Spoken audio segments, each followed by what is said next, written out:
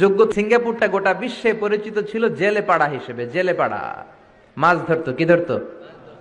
যেই এলাকাটা মাছ ধরে খেত, এই এলাকাটা এখন গোটা বিশ্বের উন্নত ডেভেলপড কান্ট্রি, দ্য ফার্স্ট ওয়ার্ল্ডের একটা অন্যতম দেশ। চিল্লায় বলেন ঠিক কিনা? গোটা বিশ্বের মানুষগুলো ট্যুরিজমের জন্য সেখানে যায়। চমৎকার চমৎকার ট্যুরিস্ট অ্যাট্রাকশন তারা সেখানে করে রেখেছে।